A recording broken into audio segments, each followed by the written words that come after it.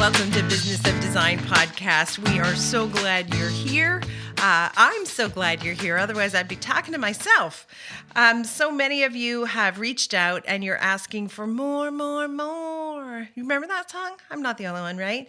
I love your enthusiasm, by the way. And when you have a topic idea, we want to hear about it. So please send us your episode suggestions. We're all ears. Send them to us at businessofdesign.com. And if you're a member, thank you. You can also send us course suggestions. In fact, I'm working on one right now that has to do with reviewing back-end organizational strategies and systems. And that was a member request. So we hear you and you keep us on our toes, and we appreciate that. Keep coming back and keep coming up with these great ideas. This episode, number 4, all about the process of styling, took a turn I didn't quite expect. The guest, Gillian Gillies, I've known for a long time. Gillian is a principal designer and founder of Gillian Gillies Interiors, Inc., an award-winning British residential designer who has called Toronto, Ontario home since 2003. In addition to running her referral-led design firm, did you hear that? Referral-led. I love that. She's letting people right away know, it right in her bio, which I assume is also on her website, that clients refer her. That's a very positive message. So in addition to running her referral-led design firm, she's also co-founder of Design Docs, Inc. And this is kind of thing that happens when an interior designer marries an accountant. You end up with a software program that helps professional interior designers run the back end. We have been using Design Docs since its inception, actually before its launch, and have been super happy with it. Now, you're going to love what Gillian has to say about the styling process, and you're going to hear her wisdom, and I think she's going to convince you before the episode is through, at least this is what happened to me, that when it comes to styling your client projects, there's a lot more you could be doing. Like I found out, for instance, this woman leaves her clients with monogrammed robes. Oh my gosh, monogrammed robes. I got to step it up. On this episode, I think Gillian and I really bonded over how easy it is to blow those client referrals and to blow getting repeat business. 2 things I don't want to happen to you. And I've told this story a lot when I go and speak to live groups about being Canadian fired, where the way I used to work, I would show up at the client's house and I would show them a floor plan and they go, oh yeah, that's great, we should do it, yay. And I'd leave that meeting and I'd come back a few weeks later and I'd show them a couple of elevations because we were doing a built-in, and they'd go, oh, that's awesome, amazing, when is it going to be done? And I'd say, oh, I can't tell you that yet, but there's more to do. I'm going to come back in a couple of weeks and I'm going to show you some drapes and some area carpets and a couple of lamps. Oh, that'll be fun. And I show them that and they go, yeah, this is awesome. And now we've had 3-4 meetings and they say, when is this all going to be done? And I say, well, I let me finish showing you everything else. And then we have another meeting and I show them a few more things and the client says, wait a minute, I can see that you've got a chair there. I can't remember what the sofa looked like. You showed me this sofa last month. Can you show me that again? And began the process of going backwards, taking steps back and beginning to question when it was going to ever end and how much the whole thing was going to cost. And the process was so labor intensive and so frustrating. And so what would happen is, I would eventually get the sofa ordered and the drapes ordered and the area carpet ordered, and I'd get a lot of that stuff in place in the client's home. And then inevitably, the client would say something like this, you know, Kimberly, we just love everything you've done. And I think we're just going to finish it ourselves now. And I would say, oh, no, you don't want to do that because we still have to do the artwork and I haven't put in any pillows and a throw and you need a vault. Oh, no. The client would say, don't you worry about a thing. They just opened a TJ Maxx or a Home Goods or a Home Sense, wherever you live, whatever that equivalent is. And we're just going to pop over there on the weekend. My girlfriend's really good with this stuff. And we're just going to finish it ourselves. And for years, I thought it was just bad luck. bad luck that this was happening to me. And then one day it hit me.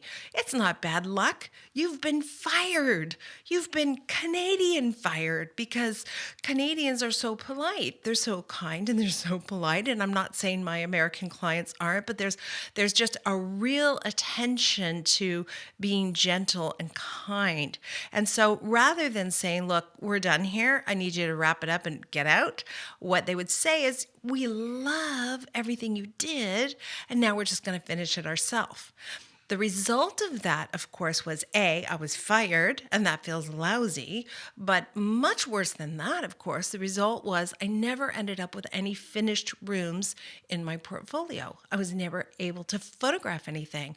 And then that, of course, is compounded by the fact that no client would hire me again. So I wasn't getting repeat clients, and I wasn't getting any referral clients, because even if their friends came over and liked some of what I did, by the time the clients finished it themselves, it was a botched job. So getting Canadian fired, getting American fired, getting Australian fired, Belgian fired, doesn't matter.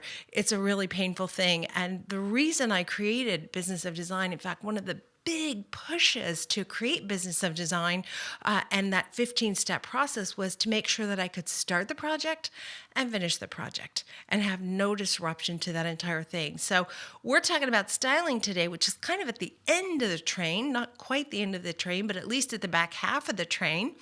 And I was unable to get to that process too often. So this is a subject I am super passionate about, and you're going to find our guest is super passionate about it as well. Before you meet Gillian Gillies, I do want to send some love to my good friends at Patrick Reynolds Media. They are experts in producing, filming, editing videos. And Patrick, he is an amazing guy. He's the head guy over there.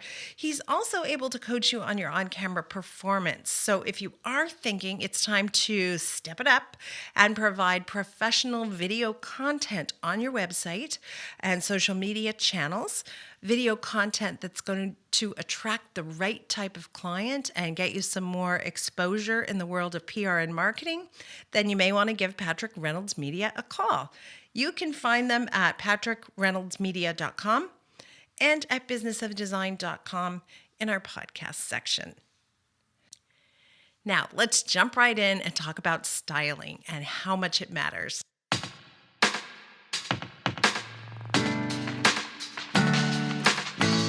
I've had the pleasure of working with Gillian, of course, through Business of Design, but also as Design Doc. So in a way, I'm your customer, you're my customer.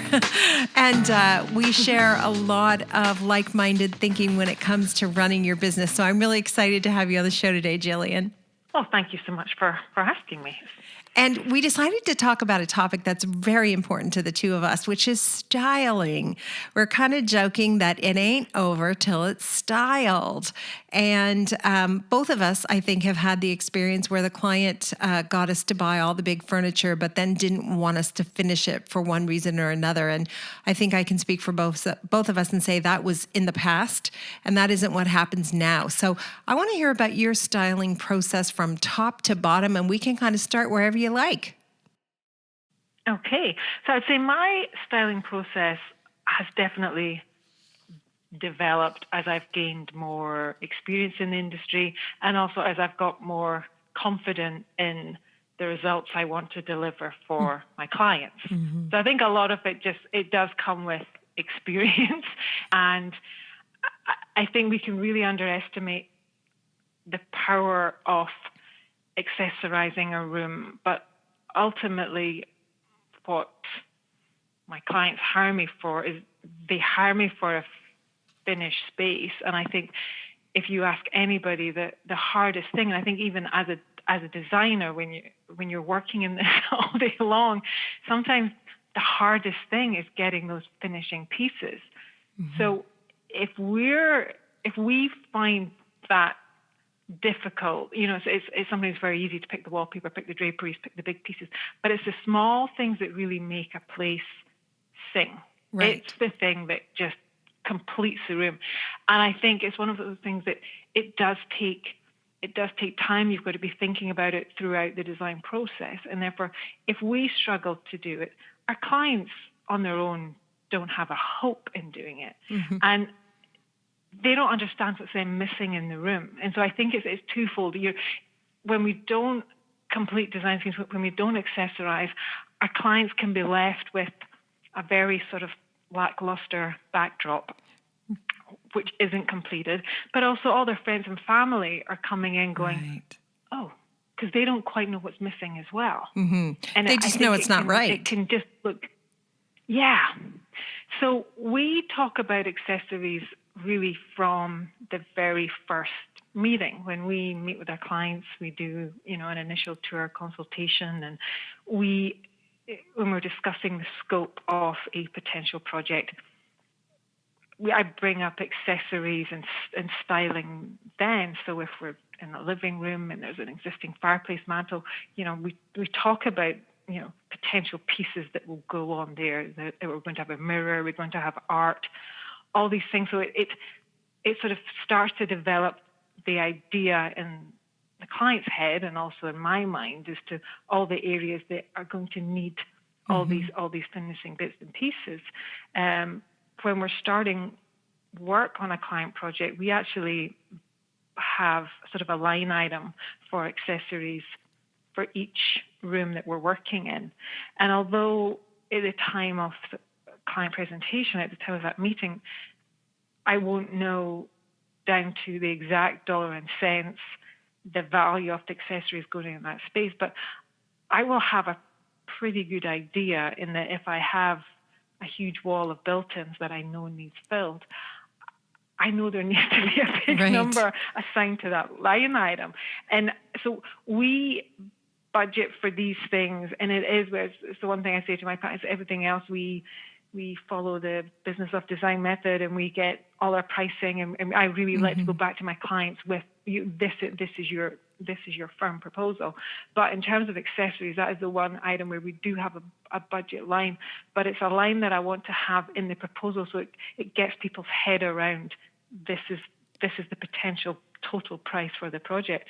And so we'll put a budget number against things, and that also makes me think up front about how many things I need, what pieces in the room am I addressing? Am I looking for art? Am I looking for mirrors? What am I doing?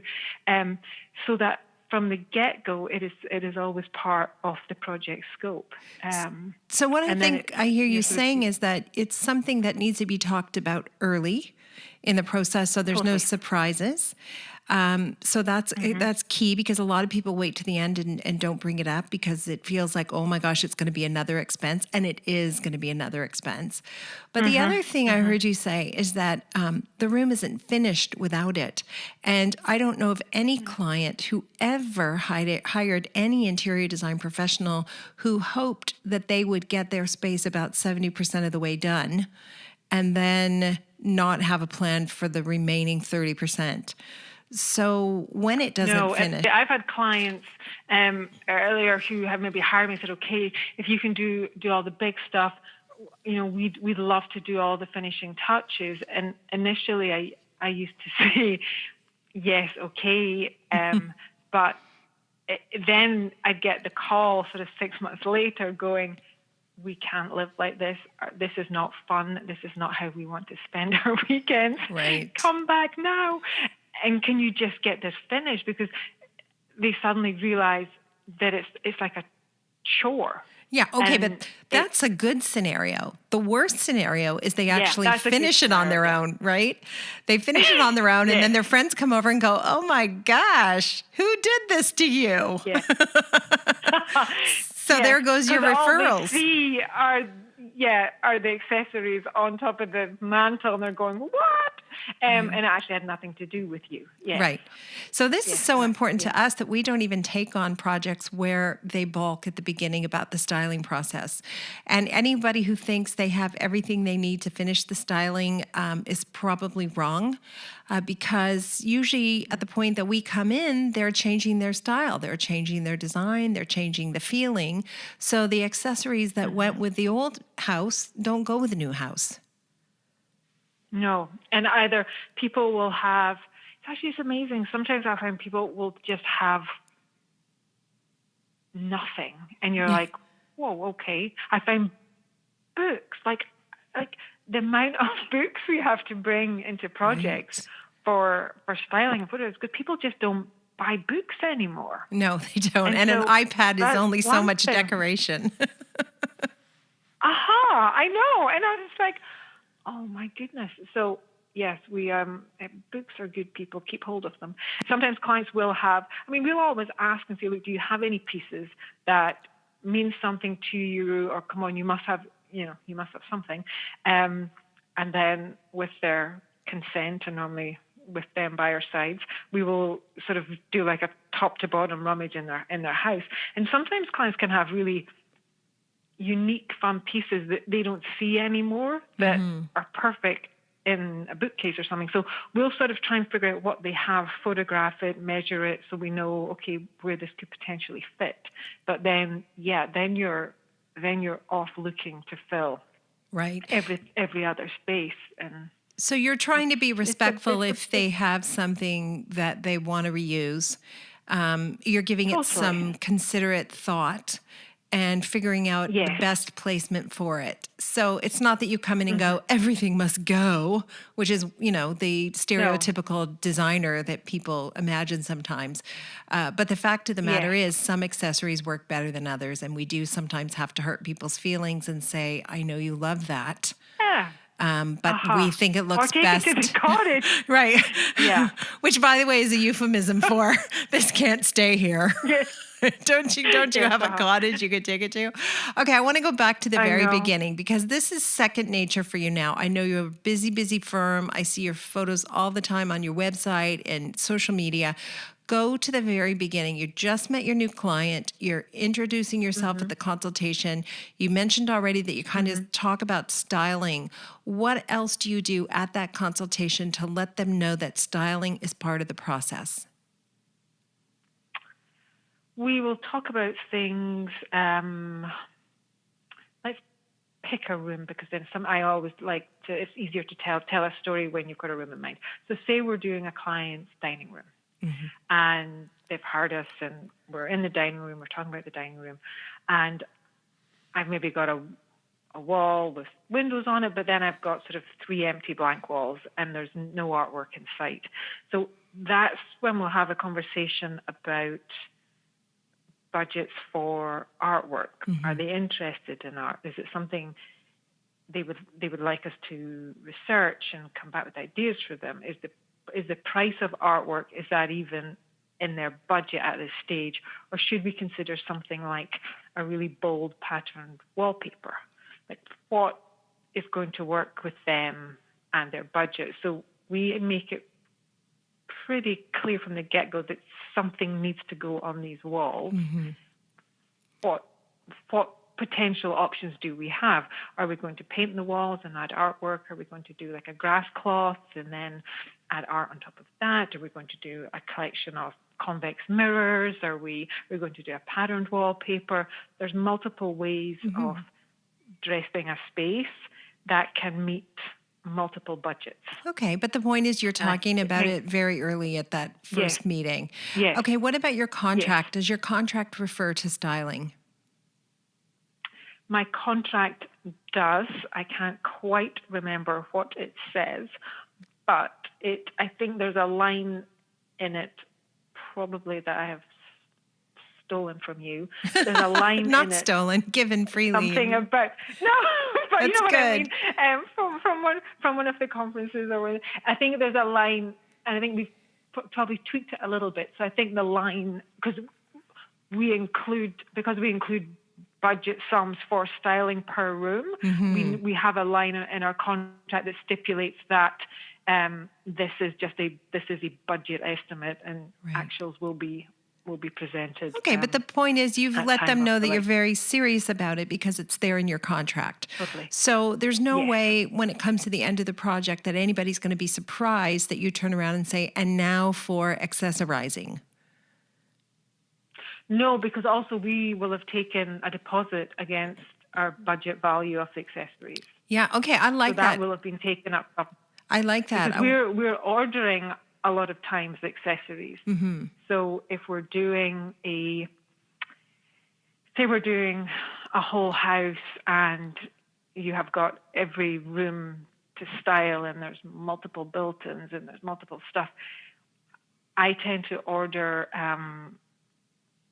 directly, so we'll work with vendors directly in the States, and then we will ship in a container load of accessories, have 50 boxes delivered to project site, and then unwrap them all in style and what. But that's when we're planning ahead, and we're thinking, okay, we need 4 pieces that are 14 inches high to go on those 4 shelves. What are we going to pick? And then we're planning it down to to that level of detail. Well, so we've already taken a deposit and then also the balance payment before the things even come on site. And then what we're sometimes left with is if there's a variance between if we thought the budget was going to be X amount and it turns out to be less or a little bit more. But now, that we do the styling a little bit different. I don't take a budget up front, but I really like your idea, and I think it's going to be really, really effective for a lot of people. So question for you, if it's a living room, just a standard kind of 30 by 20 living room, and yet you have a bookshelf and you need a couple pieces of art, how do you, in your head, quickly come up with what you think is going to be a budget while you're standing there at the consultation on the spot? I am rubbish at coming up with budgets on the spot, and I really hate to do it. If I'm pushed, then I sort of do the high-low question with somebody, and I'll say, okay, on this wall, you need a piece of art. We're probably looking at something, 50 inches wide by 36 inches high. Am I looking at, something that's a little bit nicer than a poster, but am I looking at, $1,500, or are you looking at, or would you consider, an original piece of artwork as an investment that we're probably minimum is going to be about 6,000, but we could be 6, 12, 20,000 for art for that wall. How often do you find the clients will go at the higher end when you make that higher low suggestion? How often do they go high? A lot of times they'll say, I'd love to see what my options are. Okay. And then you're like, okay, so let's go sourcing. But then how do you budget? Well, what I'll do then, if I'm looking for original artwork, I'm sourcing that prior to the presentation meeting. Okay. So when I come and I present to them, if it's a big piece like that, that will be detailed in their proposal. Makes sense. So they will have a firm price for that. Yeah. Okay, good. So you're just really trying to gather as much information as you can about what the styling is involved. I had the experience so many times in my 30s when I would try to get money out of the clients for things like, I need 3 white vases to go down the center of the dining room table. Invariably, and I'm just generalizing here, so forgive me, but invariably the husband would say, she has vases. She doesn't need more vases. And I say, oh no, but these are so beautiful. They have a bracelet cuff around them and they're going to be so good. She has vases. And so I kept getting shut down, which is why I don't really reveal now that I'm planning to do 3 white vases down the center of the table when I do styling. So have you run into that as well, Gillian?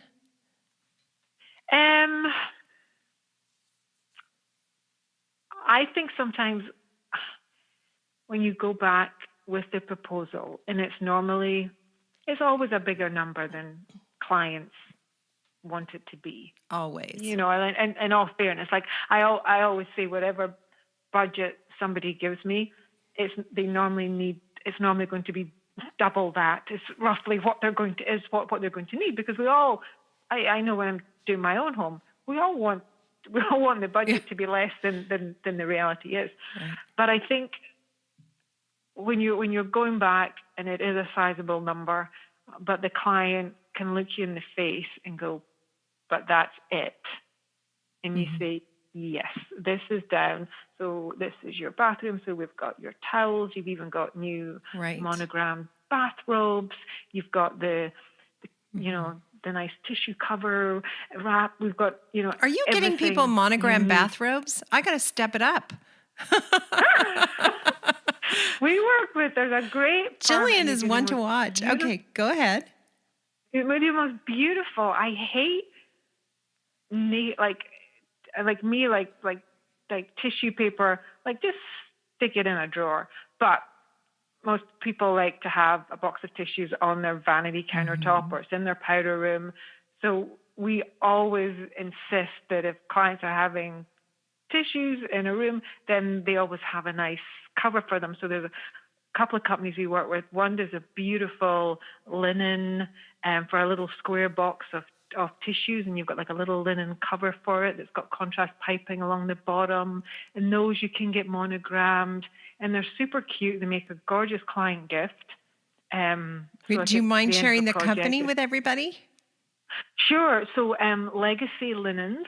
Okay, Legacy Linens, everybody. Are they an American company, Canadian company? They are an American company. Okay. And they do them in a terry toweling. They do them in a soft, very tiny sort of quilted fabric, but they are really beautiful. And then they have towels to match, and the towels all have contrast banding on them, either with ribbon or stitching, and that kind of thing. And then they do beautiful shower curtains as well.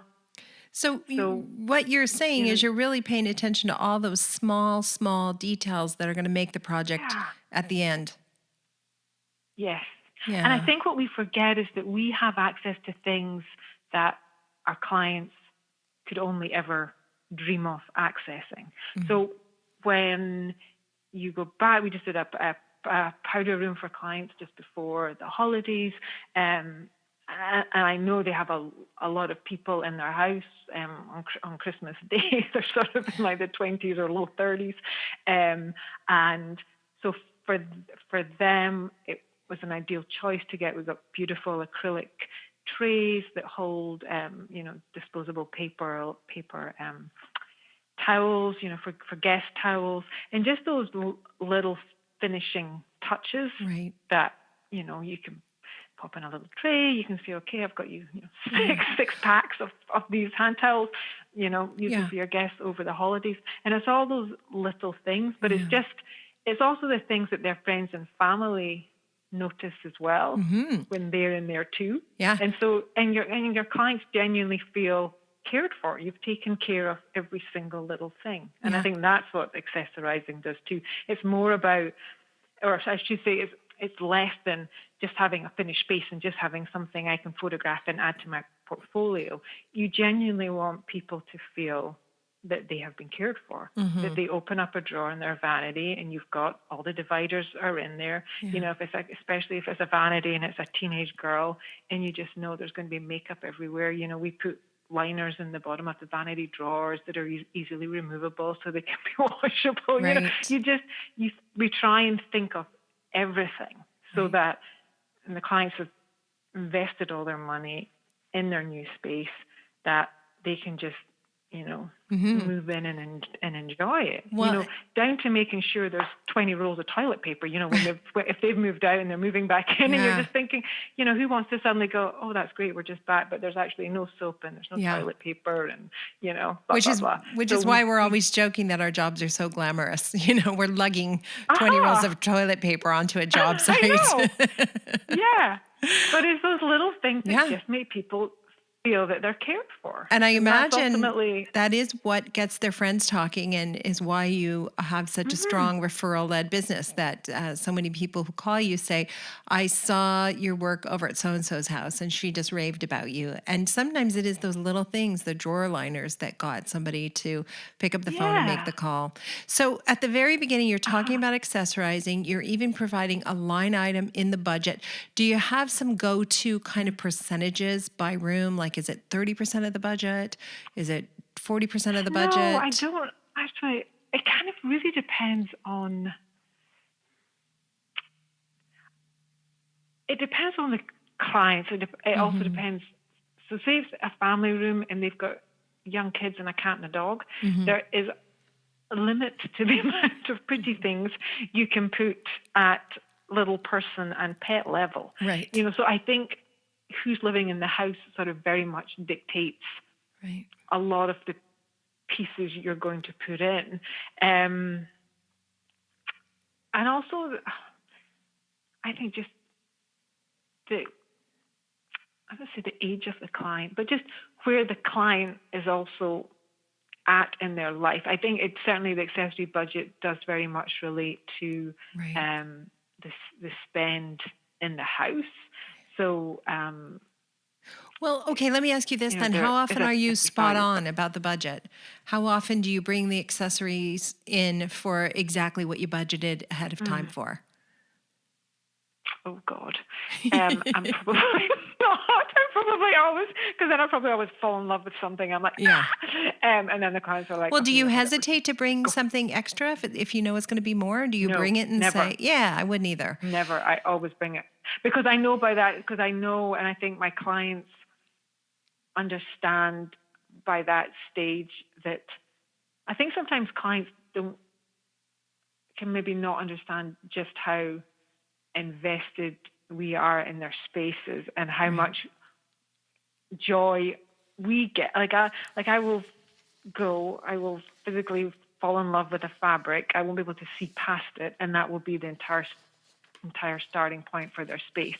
And so from that tiny scrap of fabric that I have seen one day, I've then designed an entire room for them. And so I think clients can sometimes maybe just think, oh, you do this all day and it doesn't really matter. But I think they can quickly pick up on those of us who do care and where it really does Yeah. matter. And they know that we're bringing things in that are just perfect. And I get really sort of excited, Yeah. I will be like, and it can be like a beautiful little dish. I remember we did a master bedroom and got beautiful little bowls to use as sort of like just ring and loose change bowls. And I think they were like $12 each. They were exquisite. And I remember crying, looking at it, oh my God, those are gorgeous. And then I turned them over and they started the price on the bottom. And she was like, oh, that's unbelievable. She said, Yeah. those could have been $120, Right. but it's just, it doesn't always come down to the price, but it's just the thought that you've taken to ensure that things are perfect. And it That's, is nice to show them I think, sometimes that the budget it's not always the most expensive thing you went for. Sometimes it's a nope, $12 not at bowl all. and it's gorgeous. Okay, so Yes. you budget ahead of time. You have this line item for styling. Do you get pushback Mm-hmm. very often right then? Let's say you've gone through the No, house and you've got 30% listed as a line item. You don't get pushback. no. Okay, so it sounds to me Because like it think they may be want worth it. trying, right? The only time we've done that is if we suspect the client might bulk at the amount later. It's only been a couple of times that we've done it. So so for the Right. listeners, what we do is we borrow all the accessories at the end, we place everything. And I would say 90% of the clients take 90% of the stuff we placed. And I had the experience Mm-hmm. working the other way where they would bulk at the amount of money to accessorize. And sometimes they would say, well, we'll save money. I'll do the accessorizing myself. And then, as you said earlier, you Yeah. can't get beautiful photographs. You don't get referrals. It just doesn't work. So Mm-hmm. we're sending everybody out Nope. there with two ways to try it. One way is to create that line item upfront at the consultation or in the presentation budget, rather. And Mm-hmm. the other way is to do it the way I do it. I'm really curious. I may try it your way, Gillian, just to see how it goes. The important thing is you're talking about it at the beginning. You're letting them know it's a critical part of the process, and the room isn't finished without it. Mm-hmm. Even, I think it's on my website that we say, down to all the styling pieces to give you a finished home. And I've actually had a couple of clients who've contacted us to hire us who have mentioned, oh, you do all the styling pieces. Good, that's what I want. Because I think especially people who've tried themselves very quickly realize just how hard it is. And I even find, we're based in Toronto. It's a big city, but still sometimes, you're trying to find those unique pieces for people, and it's really hard. And that's also, I think, why we put a budget line in early on, so that we have time if we want to specially order in pieces for clients, that I'm not just reliant on Right. what is in the local stores when Right. I'm looking to style a somewhere. Yeah, that makes a lot of sense to I me. think We do projects in Toronto, we do projects in Los Angeles, and it's so funny. Sometimes I'll bring my Toronto sourced items to Los Angeles, and sometimes I bring my LA sourced items to Toronto, because if you live in one of the other cities, you don't see what the other stores have. So it's kind of fun for my American no, clients to say, "This came from Canada," or or the Canadians aha, go, "She bought this in yeah, Santa Monica." So this no, is and there's a lot to think of when it comes to styling. It's not just a matter of a couple of pillows and a throw. You mentioned some no, specific items for the powder room, so a yeah. monogram tissue cover, etc. What about the master bedroom? What do you do in there to let the clients know that you've thought of everything? Okay, so master bedroom, I think there's always just, especially boys, because we have our handbags, but boys tend to come home and just empty the contents of their pockets. So My I boy always does. like to have, so I always like to have a gorgeous, whether it be metal or ceramic, gorgeous little dish that's just like a loose change dish on the guy's side of the bed. I like a little jewelry holder, so like a ring holder, earrings, just the sort of final pieces you take off before you go to bed at night. Sometimes we'll have a little tray so that it can hold a nice hand cream or something. If we're doing master closets, we always like to put in brand new coat hangers for clients. Ooh, what kind do you We don't go want with? to give them Do you go with wood, or do you go with the velvet, the velvety, graspy type? I like wood. Yeah, it I've looks so looked at the handsome, doesn't velvety it? ones, but it does look so handsome. And the velvety ones they're too, like, I get them, but they tend to get fluff and stuff on them. Like if you've got wool sweaters or cardigans and things, and then they can start to look kind of, Yeah. you know, We don't have any sticky issues, after do a we, while. Jillian? Yeah. No, none at all. No, We're like no, I grooming know, our my God. hangers. Yeah. I take all the hangers from the dry cleaner back to the dry cleaner. He's like, "Why don't you keep them?" I'm like, "No, you can reuse them. I don't want those hangers in my closet." So do I. I know. It's an issue. I know. It's hard being us. One thing I didn't ask you about, and I thought this Yeah. was a really good suggestion, or part of your suggestion to put the budget up front, is you are avoiding asking for a second big check at the very end of the project. They've sort of Oh, paid God, in yes. advance for Yes. all those accessories, and I like that thought. Do they comment on that? And Do I they just don't- say, "Yay, we don't have to pay anymore"? Or what do the clients say? As I say, there is always sticker shock at a presentation. Always. It's always more than what people had hoped for, I think. But when everything's broken down, it's very easy to see how the number's gotten to the number it's gotten to. Yeah. And then in terms of accessories, I think by the time you've shown them the pieces that are going in the room, and you've got a beautiful cocktail table, and you're saying, so in here we'll have a tray, and we'll have this, and we'll have da-da-da-da-da. And you're telling the story of the room, which is ultimately how they're going to live in the space.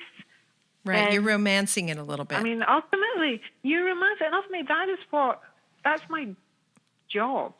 It's to find them things and source them things and sell them the magic that they didn't know existed. Right. Or even if it did exist, they didn't know they could actually have it too. Okay, you touched on something there I want to ask you about, which is this. How often do you go to a new client and you tell them all the ways that you work, which sounds so organized and linear and lovely, and how often do they comment that, "Oh my gosh, you're nothing like the last designer we have. That was chaos"? Do you hear that a lot? That once they find you, they're like, "Oh my gosh, I'm home. I'm never leaving you, Gillian." It's funny, we're working with we just recently hired by two clients, and it's taken a lot of time. It seemed it's taken a lot of time for them to just be able to go, okay, I'm with you on this. And I think if they have bad experiences before, I've got one lady who she seems, I don't know what's happened in the past, but she said, no, I don't want things just turning up here and without me, knowing what I'm getting. And I'm thinking, right. oh dear. How does furniture turn up and you don't know it right. was yours or what was ordered? And I'm just thinking, there's no way that's going to happen. Right. So I think sometimes you have to undo the damage that has been done in the past that you're not aware of. And so it just takes time. But then I think if you have, like all the testimonials on my website all refer back to a project that's featured on my website. So it's very easy to see that the testimonials are not made up, that here's somebody's home and here's a testimonial. Right. But, it's very easy. And so I think there's a huge trust factor.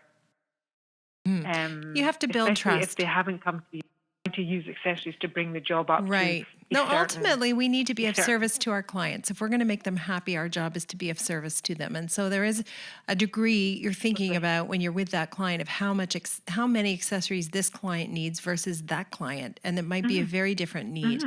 We touched on money. We touched on the fact that for the clients, it's going to cost money. But what we haven't touched on is for the designers, you can make money on accessories. And more than just the money you're going to make from physically selling the accessories, which is not insubstantial. You will not get repeat and referral clients if you don't get them all the way to the accessorizing state. So in a way, Business of Design, the 15 steps were almost could be credited with being created specifically because I had so many clients who would let me go after we bought all the big stuff 30 years ago.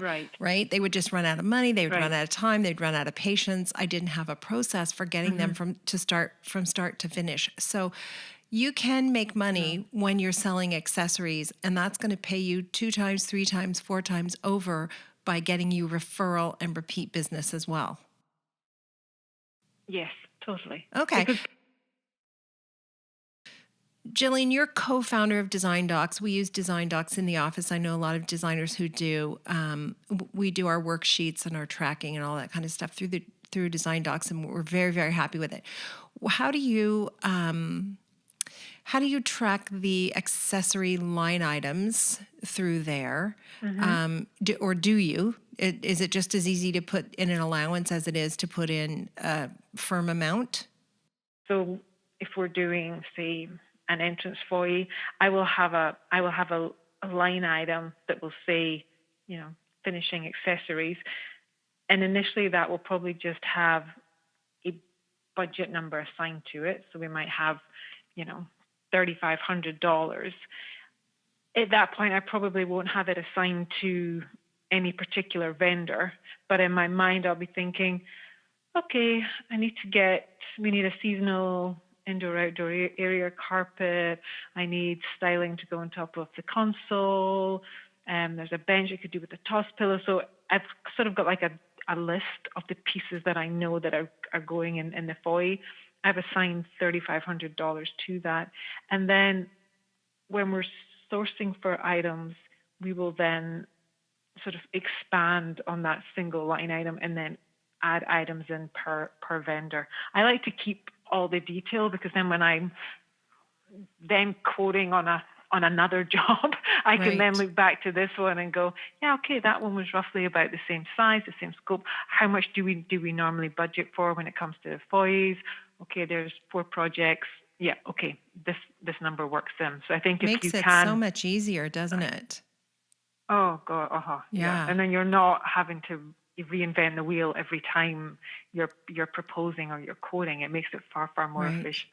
And you can say to the client, the last 4 houses we did with entranceways this size, we budgeted $3,500 and it was perfect. So you're giving the client some confidence that you know what you're talking about as well. I want to move to and we're also sort of naming things, just to give them an idea of what's going in here. So it's not like a mirror, $3,500, and you'll get like a a crystal ball for $3,500. You know, we're sort of saying to them, okay, you're going to have blah, and blah, you'll blah, blah, like blah, it. blah, you know. Yes. Yeah. I want to Something like move that. to the end of the styling process, or at least the middle of the styling process, which is when you're on site. You said earlier that you may have ordered a bunch of accessories and they've all arrived at the project site. I was unprepared and ill-equipped the very first time I did the turnkey styling for how much packaging. I mean, boxes and bags and paper and bubble wrap and receipts. And my gosh, it's madness, isn't it? That's why it's also very, very good to have it in the budget so that it's not stuff you're then having to repack up and somehow get back out the house again. Yeah. Because we sort of consider all our accessories, you know, they're sold, they're paid for. So we have if we're ordering in sort of sheer volume of accessories, then they will go to our local warehouse. So we use Mitman. So they will take receipt of all these boxes that have to be delivered to a loading bay anyway. So they will all go there, and then they will come when Mitman are doing, either they'll come on the same day as the furniture delivery, or if it's something that's been spread over a couple of days, then we'll have them back on day 2 to bring all the styling boxes, and then they will actually assist us in unpacking everything. That's huge. At least getting it into the rooms that we want it. Yeah. And then most importantly, we pay a very nominal fee for them to take away all the boxes and the paper and the polystyrene. Right, because if you leave that in the house, there's no room for the clients. It's that much stuff. Oh, God, no. So one of the things and you can't physically move it either. No. One of the things that caught me off guard when I first started doing the turnkey approach, you mentioned that you hire the movers and they bring everything, and that's great. So we did that. We hired the movers. They brought everything.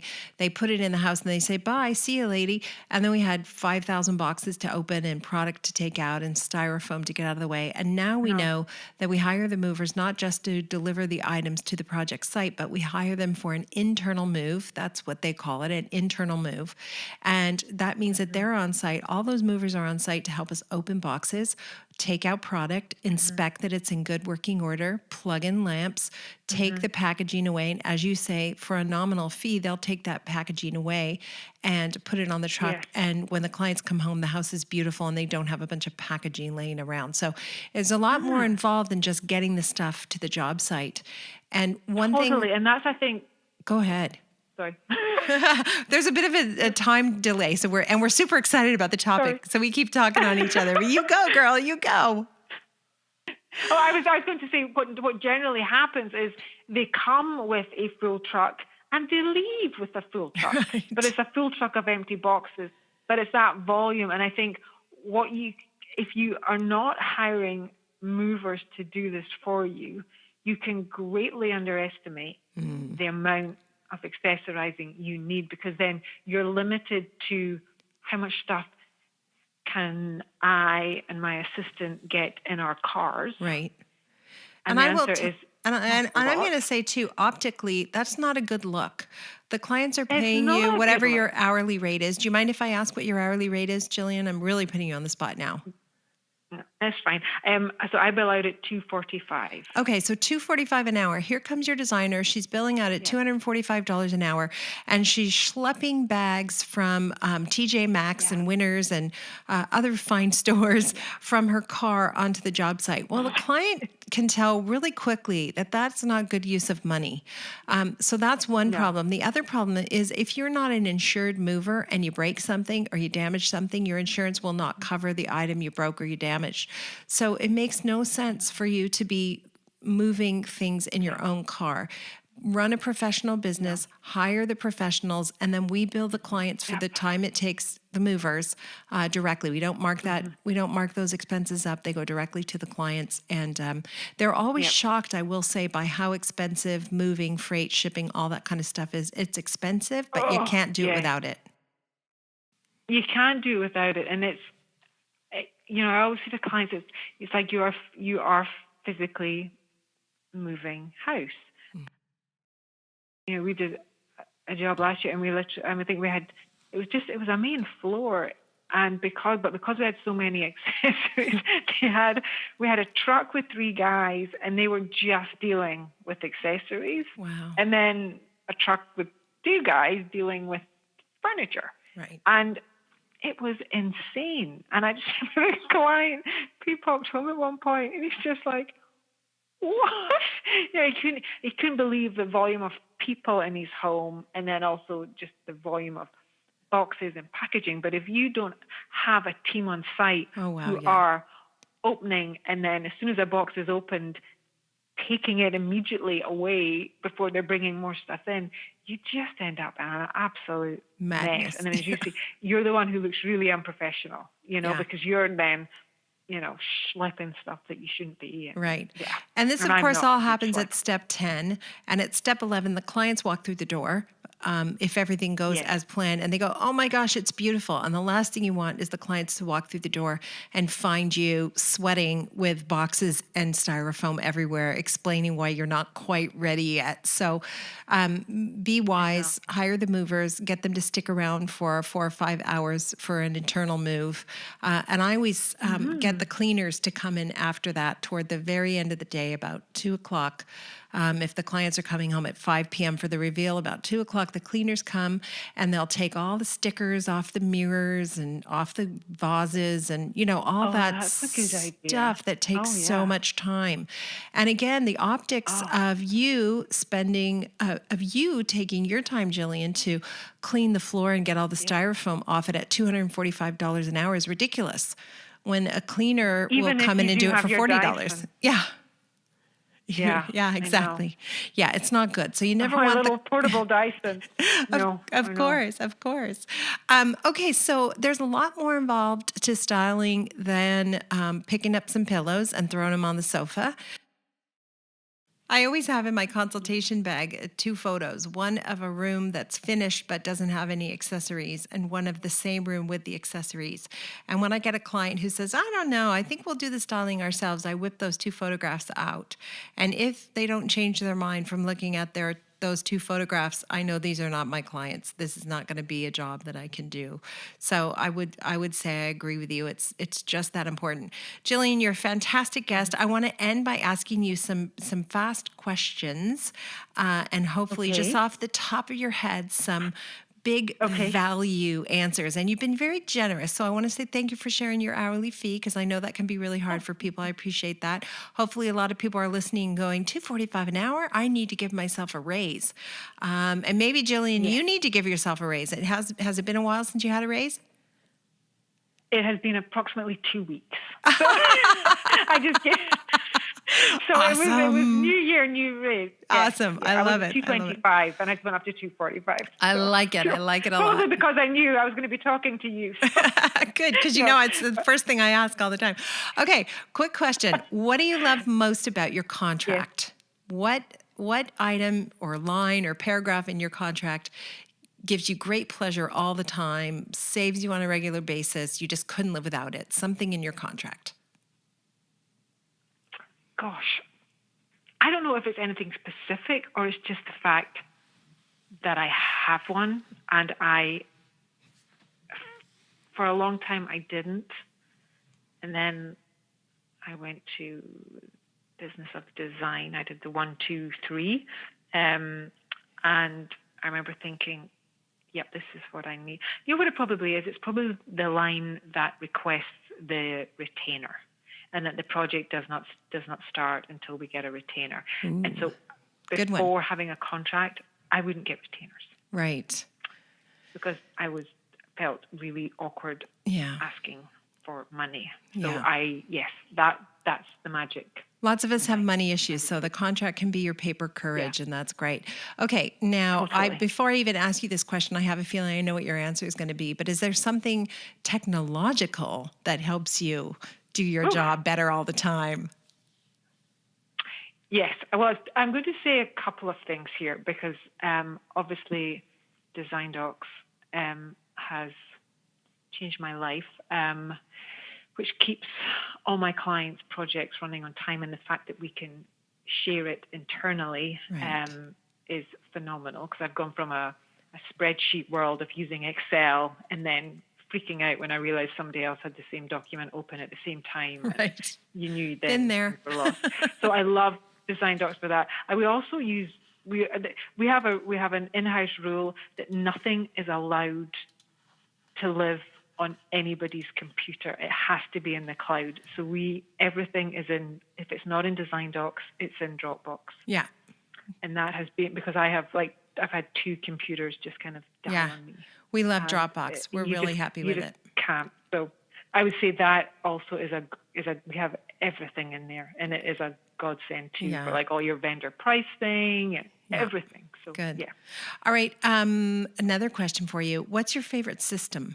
Each of the 15 steps is a system, but within those steps, there's systems on systems on systems. Do you have one that you just think is just a game changer?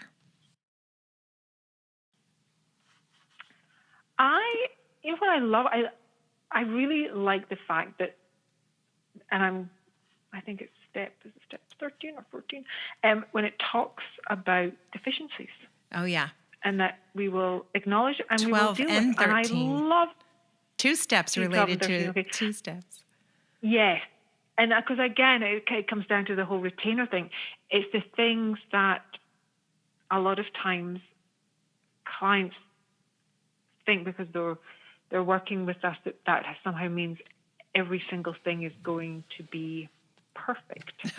And quite the opposite. It never is. Right. And I always used to feel really bad that I couldn't guarantee that for people, but experience has taught me that you can't. So I love the fact that the 15 Steps talks about deficiencies and how we handle them and having those conversations with clients up front and getting them to understand that even with the best will in the world, with everybody pulling in the right direction, somewhere along the line, something's going to happen. Yeah. Unpredictable is going to happen. So every single job has deficiencies, without question.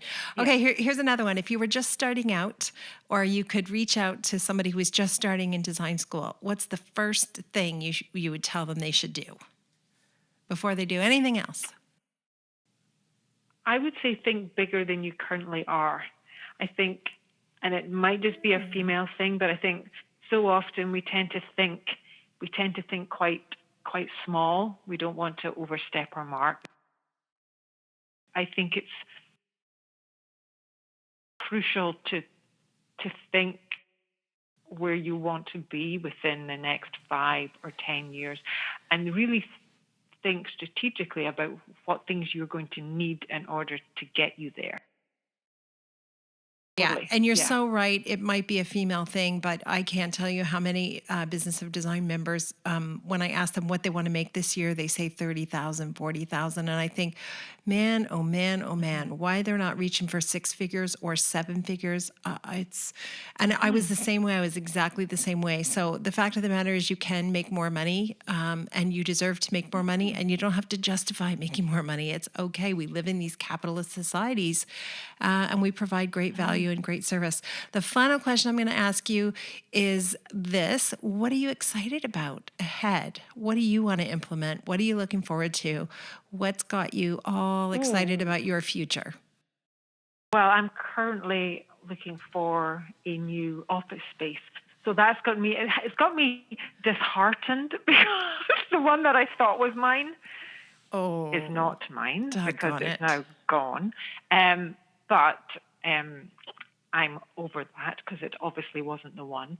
So so that's what that's my big mission for this year, because I really need to add another team member. That's awesome. And I'm just thinking, okay, Gilly, you're not getting any younger, honey. So just get with the program. And so that's my big thing this year is to get a bigger space. I'm very excited for you. It couldn't happen to a nicer, more talented designer, and I've watched you grow over the years. So for those of you listening who think Gillian's just out of your league, I promise you, Gillian would be the first to tell you that if she can get there, you can get there too. So take her advice and do exactly what she said, and you'll be in great shape. Gillian, thank you so much. I hope you'll come back another time.